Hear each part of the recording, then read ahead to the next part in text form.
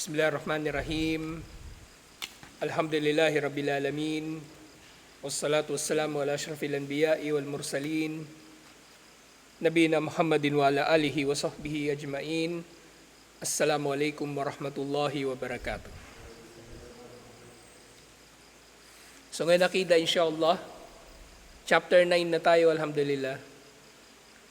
At habang lumilipas doon sa libro, mas nagiging specialized yung mga topic kasi nga katulad na babanggit natin yung mga scholar, dinidiscuss nila mga bagay-bagay mula general patungo sa specific. So nagsimula tayo, kung naalala nyo, doon sa mga pamahiin na lahat ng ito ay Shirkun Asgar, oo, pero papunta siya sa Shirkun Akbar. Mga paniniwala sa mga pampaswerte, na maaring mauuwi sa paniniwala na yung bagay na yun ang mismong nagdudulot ng pagdating ng biyaya. At yun nga yung tinatawag na tabarruk. Tabarruk, paghiling ng biyaya. Na dito nga sa chapter 9, ito yung magiging topic. Babu man tabarraka bisyajarin o hajarin wa nahwuhuma. Wanahwihima. Ang chapter tungkol sa paghahangad ng baraka mula sa puno, bato o iba pang katulad ng dalawang ito. Kabakati o kabarin fahuwa musyrik.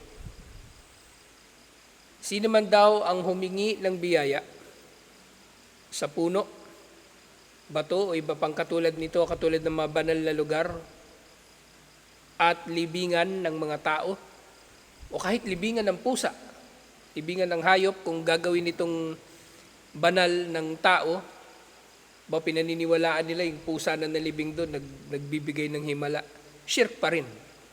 Shirk pa rin, at ang tao na gumagawa nito ay nagiging musyrik. Nagiging musyrik. Ngayon, syempre, unahin natin itong usapin na ito. Ang pagtukoy dito na ang tao na gumagawa nito ay musyrik, ito ay ipinababatid unang-una bilang babala. Hindi paghatol, hindi paghuhusga, okay? Hindi paghatol, hindi paghuhusga. Babala.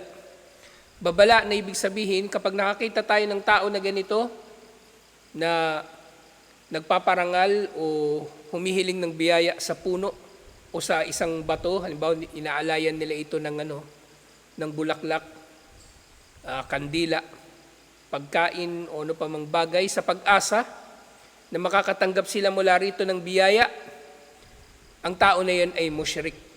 Ang tao na yan ay kafir. Okay?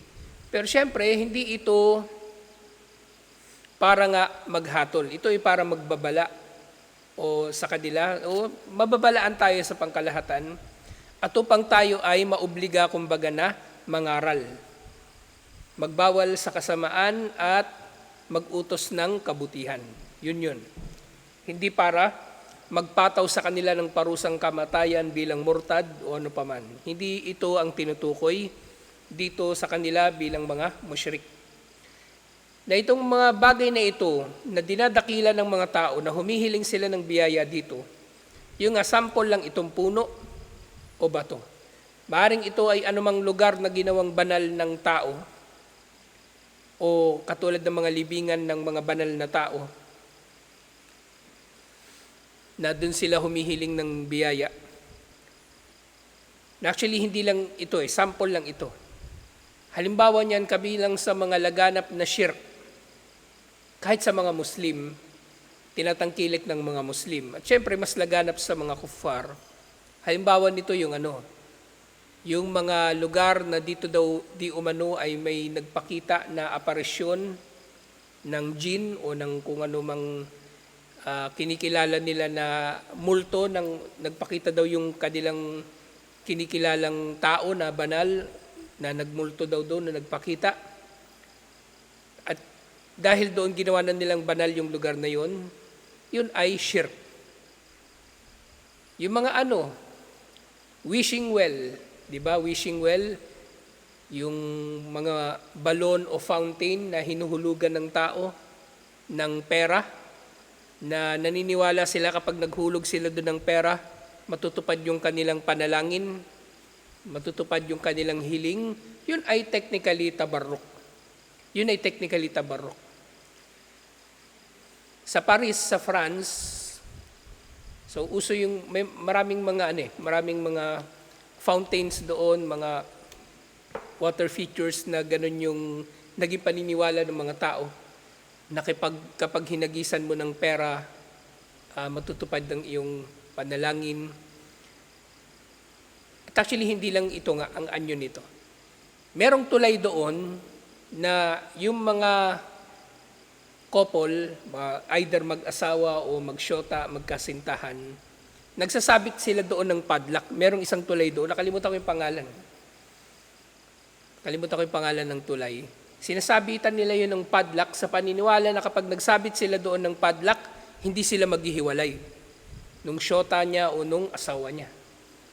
So sa parehong anyo nito, lumilitaw ang bagay na yun. Maaring yun nga, kakaibang paraan, pero yung kumbaga yung uri ay nagkakapareho sila. Kumbaga ginagawa nilang banal ang isang lugar, ang isang bagay, na humihiling sila dito ng biyaya o maasa sila mula rito na magkakamit sila ng biyaya. Kaya nga yung puno doon sa Cotabato na naging viral, yung tinatawag nilang tampat na sinasabitan ng mga tao ng pera, na kapag sinabitan daw nila yun ng pera, saswertihin sila sa negosyo, gagaling ang sakit nila, yun ay shirk. At kaya pala yung tinatangkilik ng mga, kumbaga, may mga nangangalaga doon, may mga caretaker. Kasi nga naman, kapag naipon yung mga pera doon, sa wishing well o doon sa puno na yon, yung mga pera na iniipit-ipit ng mga tao, kahit sabihin natin na yung iniipit ng tao doon 20 pesos lang o 10 pisong barya. Kasi syempre maghahangad ng biyaya yun. Hanggat maaari malaki yung iipit niya doon. Kung sa isang araw merong 100 katao nandoon at mag-iipit ng tig 20 pesos, o di meron siyang 2,000 na makukuha yung caretaker. Isipin niyo yan, 2,000.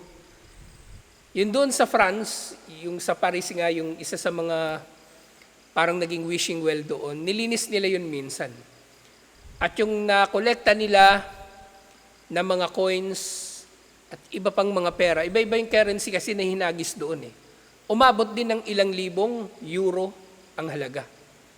Sa ilang panahon lang na naghulog doon ang mga tao ng mga coins nila. So kumbaga itong mga tao na ito, sabihin nila, wala silang alam sa akida, iniisip lang nila pera, pero hindi nila alam, nalalagay sa panganib ang kanilang pagiging Muslim dahil sa pangangalaga sa mga ganito o pagtangkilik sa mga ganito. Kasi nga ang tabarruk, linawin natin ito, at tabarruku biha, talabul baraka minha, wa huwa syirkun. At tabarruk, ito raw yung paghiling ng baraka mula sa anumang bagay. Siyempre, liban kay Allah. Ang paghiling ng biyaya, sa iba pa liban kay Allah, ito'y tinatawag na tabarruk. Pero siyempre, pinahintulutan yung tabarruk kay Allah, di ba? Pero itong tabarruk sa iba pa liban kay Allah ay shirk.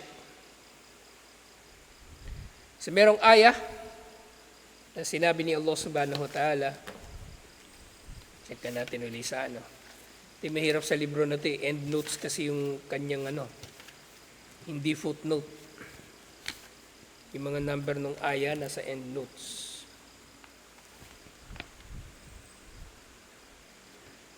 Okay, Suratun Najm, chapter 19 at 20. Afara'aytumul Lata wal Uzza wa manata thalithata al-ukhra.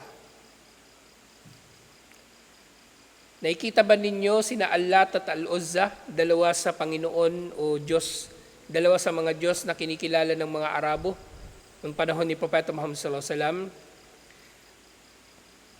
At meron silang pangatlo na kasama, si Manat, na pangatlo raw na iba pa sa dalawang Diyos na ito na kinikilala ng mga Arabo. So sila ay humihiling ng biyaya sa mga ito. At bukod doon sa mga rebulto ng tatlong Diyos-Diyosan na ito, merong mga lugar na especially kinikilala ang mga Diyos na ito. Kumbaga, sila yung patron ng lugar na yun. Halimbawa, ang Makkah, pinunong Diyos nila si Hubal. Sa Taif, iba na naman. At sa iba pang tribo ng mga Arabo, iba-iba. Na yung mga lugar na kung saan nila tinatayo itong mga rebulto nito, siyempre, ito ay kanila ring pinahahalagahan at kanila ring inaasahan na makakatanggap sila ng baraka sa pamagitan ng pagdalaw sa mga ito o pagpapahalaga sa mga ito. Halimbawa niyan, siyempre, ang mga lugar na ito ng mga rebulto, doon sila nag-aalay ng kanilang mga kataying hayop. Doon sila nag-aalay ng kanilang mga kataying hayop.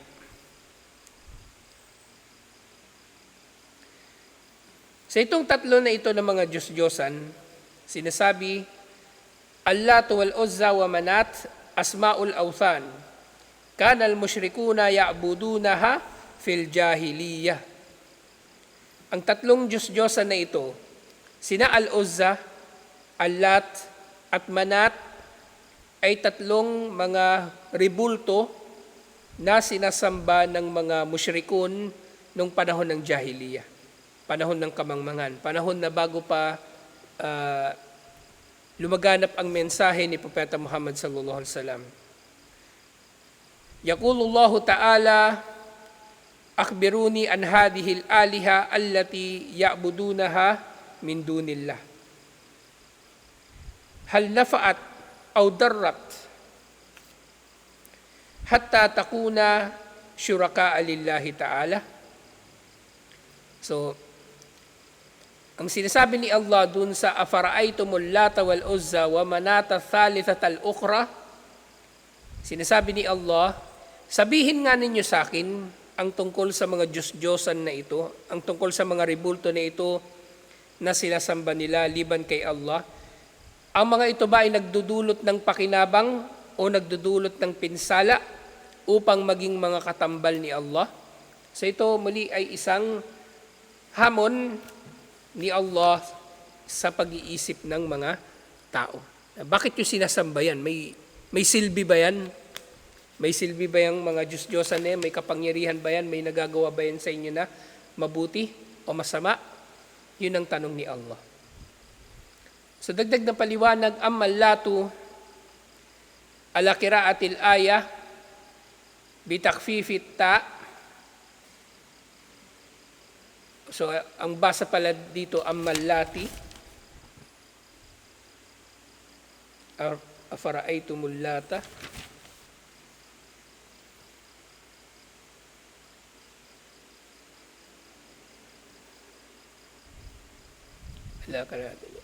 Okay. So, may iba pang kiraa doon sa aya na yon. So, yung Allat, binabasa rin nila ito na bukod sa Allata, Allati. Okay? So ito daw si Allat, fahiya sakratun bit-Taifi alayha baytun wa astarun wa kanat tuadlimuha thaqifun faba'atha ilayhi Rasulullah sallallahu alaihi wasallam al-Mughira bin Syu'bah fahadamaha wa harrakaha bin nari summiyatil Lata min al-ilah. So ito daw si Allat, so katulad nga ng binanggit ko kanina, yung iba-ibang mga tribo ng mga Arabo may kani-kanila pa silang mga patron. Sa yung Makkah, si Hubal, si Allat sa Taif. Ang Taif, ang kanilang pinunong Diyos, si Allat, na ito ay nasa anyo ng bato. At nasa ibabaw daw ng bato na ito ang isang bahay, meron itong building o merong shrine sa ibabaw nito at iba pang mga struktura na dinadakila ito ng Thaqif. Yung Thaqif, ito yung tribo ng mga Arabo sa Taif. Ito yung tribo ng mga Arabo sa at Taif, yung Banu Thaqif. At nung naging propeta na si Propeta Muhammad sallallahu alaihi wasallam, inutusan niya si Al-Mughira bin Syu'bah na wasakin ang bato na ito at sunugin.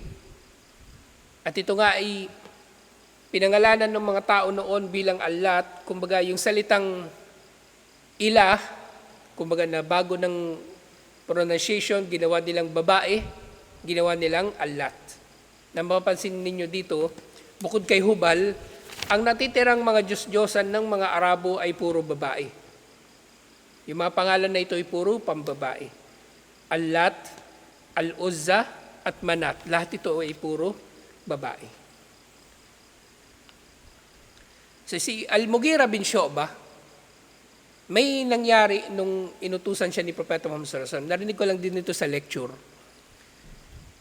Kasi si Al-Mughira bin Syu'bah, kumbaga sahaba na hindi rin siya kumbaga tuso na sahaba. Kumbaga ginamit niya yung talino niya para ipakita sa mga tao na walang may dudulot na mabuti itong si Allat sa kanila. So habang ginigiba raw nila itong Allat na nasa anyungan ng malaking bato, nagpanggap daw si Al-Mughira, umarte siya na nakakaramdam siya ng sakit dahil sa pagsira nila doon sa bato. At tuwang-tuwa yung Thaqif. Sabi nila, o yan na pinarusahan ka na ni Allat. At nung sinabi na ng mga tao, kumbaga kung sa konteksto nung sinabi niya, gago ba kayo? Ba't naman ako maapektuhan ng bato na yan? So hindi siya talaga naapektuhan. Kumbaga, yung pag-arte niya na siya ay parang nasasaktan, yun ay para ipakita sa mga tao na walang saysay ang pagsamba nila kay Allat. Katulad ng ginawa ni Ibrahim alayhis salam. Di ba nung siya ay nandoon sa isang ilang na lugar, yung nakikita nila yung bituin, yung buwan, yung araw na sinasabi na yun ang kanyang Diyos, yun ay ginawa niya para lang ipabatid sa mga tao na walang saysay ang pagsamba sa mga yun. Hindi yun dahil sa nag-shirk si Ibrahim alayhis salam. Yun ay, kumbaga, kanyang paraan ng presentation, ipakita yung kanyang argumento na walang saysay ang pagsamba sa mga heavenly bodies. Walang saysay ang pagsamba sa bituin, sa buwan, sa araw, o ano paman.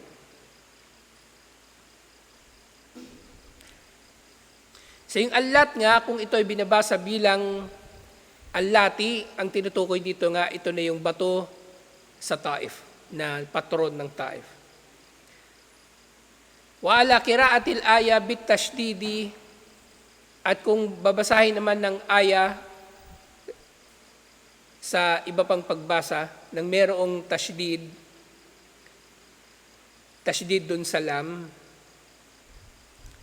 ang Allat na ito, rajulun saleh, kana yalitu as-suwayk lil hajj, falamma mata aqafu ala qabrihi wa galaw fihi hatta abaduhu. So itong tao daw na ito, na si Allat, so kanina bato na Diyos ng Taif, meron pang ibang Allat na tinutukoy. Ito raw ay isang mabuting tao nung panahon bago pa naging propeta si Propeta Muhammad sallallahu alaihi wasallam, syempre. At tinawag siyang Allat bilang fa'il ng alata o yalitu. So siya daw ay yalitu as-suwik o kaya yung sawik. Yung sawik na tinatawag na ito yung yung pagkain na pinagalo-halong dinurog na tinapay at pinakuluan na karne ng kamelyo o baka. Kumbaga, pinakuluan yung baka o yung karne, di merong sabaw yun. Sinama doon yung tinapay. Kumbaga, yun ay nagparami sa kanya. Naging lugaw, kumbaga yung kinalabasan. Ito yung tinatawag na sawik. Sawik na pinapakain sa mga nag-hajj. At sinasabi, nang nagpasimula nga ng pagpapakain ng sawik sa mga nag-hajj ay si Hashim. Yung dinurog nga na tinapay na sinama sa karne. At yung Hashim at yung Allat, yung Latun, kumbaga, halos magkasing kahulugan sila. So ito daw si Allat na ito na isang lalaki na mabuti na nabuhay noong unang panahon. Nang ito ay namatay, sila raw yung mga tao ay nananatili sa kanyang libingan at nagbalabis sa kanya hanggang sa sambahin nila ang tao na ito. Sambahin nila ang tao na ito.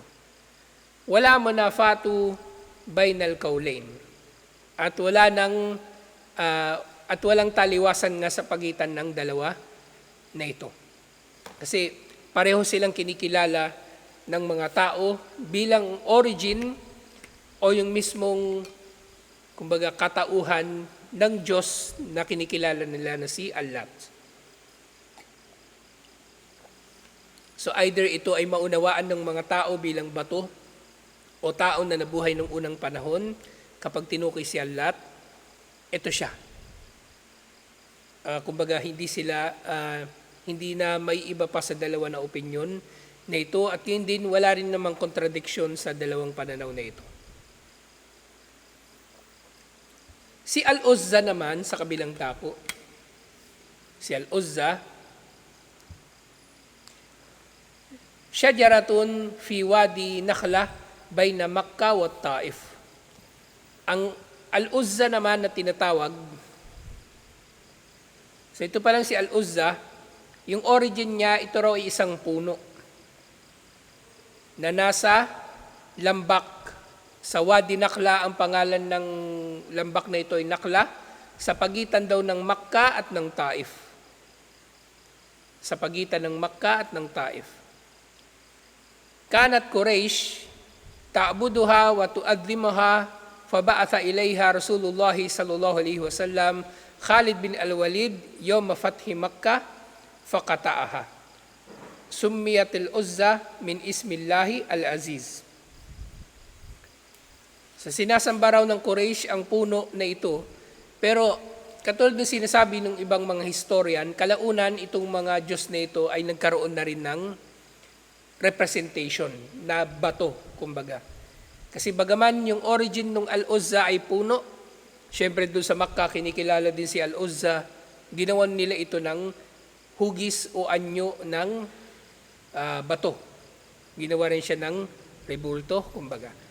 Sa Quraysh, sinasamba nila ang mga ito, sinasamba nila itong si Al-Uzza. Kung kanina si Allat ay sa Taif, sa Quraysh bukod kay Hubal, kinikilala nila itong si Al-Uzza. At doon, pagkatapos ng Fathu Makkah, pinadala ni Propeta Muhammad sallallahu alaihi wasallam si Khalid bin Al-Walid at pinaputol ang puno na ito. At ang pangalan daw na Al-Uzza, ang origin nito ay mula sa pangalan ni Allah na Al-Aziz, ginawa nilang pambabae, kaya naging Al-Uzza. Kaya naging Al-Uzza. At may nangyari pa nung panahon na yon, narinig ko rin doon sa lecture, na nung pumunta doon si Khalid bin Al-Walid, doon daw sa puno na yon ay merong nakatira na mangkukulam na babae. Na nung puputulin na nila yung puno, nagulat sila bigla itong sumugod sa kanila. Babae na maitim, na nakahubad. At talagang napakarumi, hindi siya naliligo. Typical doon sa mga mangkukulam. At ito ay pinatay din ni Khalid bin Al-Walid. Itong mangkukulam na nakatira doon sa malapit sa Al-Uzza na puno. At si Manat naman, yung tatlong ang tinukoy dito sa aya, tatlong Diyos ng Quraysh at ng iba pang mga Arabo. Si Manat, sakratun bayna Makkah wal Madinah, kanal Aus wal Khazraj, yuadlimunaha wa summiyat Manatun min ismillahi al-Mannan. Ang Manat daw, ito ay bato rin sa pagitan ng Makkah at Madinah na sinasamba ng Al-Aus at Khazraj. yung dalawang tribo ng mga Arabo sa Madina na naunang nag-Muslim doon, yung Al-Aus at Khazraj. Na dinadakilan nila ito at pinangalanan nila itong Manat galing sa salitang Manan na salita ni Allah. Al-Mannan, tagapagbigay. Ginawa nila itong pambabae kaya naging Manat. Ginawa ito nilang babae kaya Manat, naging Manat. Wakila likatrati ma yumna. At ito'y tinawag nilang Manat dahil ito raw ay mapagbiyaya sa kanila. Aw yaraku endaha minaddima. At tinatawag din nila itong Manat dahil dumadaloy daw mula rito ang dugo. Ang mga Quraysh, hindi naman Quraysh lang, ang mga Arabo ay nagpapadanak din dito ng dugo. Kumbaga dito rin sila nag-aalay ng kanilang mga hayop. Littabarruki biha, bilang paghahangad ng biyaya mula sa bato na ito na si Manat. Faba'ata ilayha Rasulullah sallallahu alaihi wasallam Ali bin Abi Talib fahadamaha amul fath. Ngayon nga pagkatapos ng Fathu Makkah rin, kung si Khalid bin Al-Walid ipinadala sa Al-Uzza, si Ali bin Abi Talib ipinadala doon sa Manat. Ipinadala doon sa Manat at winasak niya rin ang bato na ito. Yung Allat na nandun sa Taif,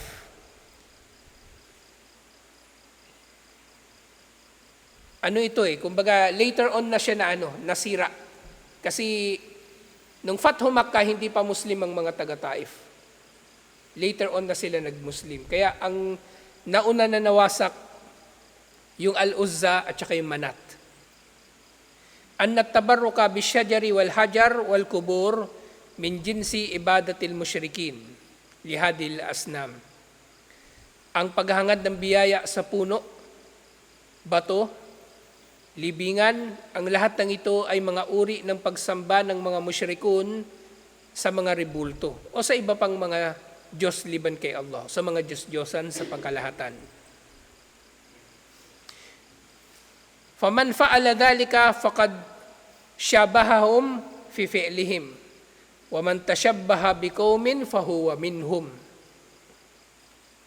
At sino man ang gumaya sa kanila sa gawain na ito ay tunay na nalalagay sa panganib dahil merong hadith, sinabi ni Propeta Muhammad sallallahu alaihi wasallam, sino mang gumaya sa gawain ng ibang nasyon ay magiging kabilang sa kanila. Nang gawain na ito na tinutukoy na gagayahin ng mga Muslim na haram nilang gayahin ay ang mga gawaing pagsamba unang-una. Nagagayahin natin yung kanilang mga gawaing pagsamba, gagayahin natin yung kanilang mga ritual, kanilang mga tradisyon, mga pagsamba. Ito ay mapanganib na literally sinasabi dito, nagiging kafir o napapabilang siya sa kanila na kafir dahil sa paggaya niya sa kanila. Kaya napakahalaga na matalakay itong bagay na ito. Alhamdulillah. Kasi mga bagay na yun, maaring mamaliitin ng tao. Isipin nila, wala lang. Katuwaan lang. Maglalagay lang ako nung 20 pesos doon sa tampat. Titingnan ko lang, susubukan ko lang kung epektibo ba. Maghuhulog ako ng piso doon sa wishing well. Susubukan kung epektibo ba. Minsan yun lang ang iniisip ng tao. Susubukan lang. Pero walang pagsubok sa shirk. Kapag nag-shirk ka na yun, hahatulan ka na doon. Okay? Si Barsisa, isang beses lang nag-sujud kay Satanas. Pero impyerno na siya. Yung natatalakay natin palagi yung hadith, yung nag-alay ng langaw, isang beses lang siya nag-alay ng langaw para sa Diyos-Diyosan, pero impyerno na rin siya. So walang susubukan lang ang shirk. Okay? Katulad ng kung paanong hindi mo maaring ilalagay yung kamay mo sa apoy para masubukan mo kung mainit ba, gago lang yung gagawa nun. Kaya yung tao hindi pwede na susubukan niyang mag-shirk para malaman kung tama ba o mali ang shirk. Mali ang shirk. At iiwasan mo yun dahil sa iyong paniniwala at hindi dahil sa anumang napatunayan ng iyong kakulitan o pamimiloso po. Sa tutuloy natin ito, next week inshallah. Assalamualaikum warahmatullahi wabarakatuh.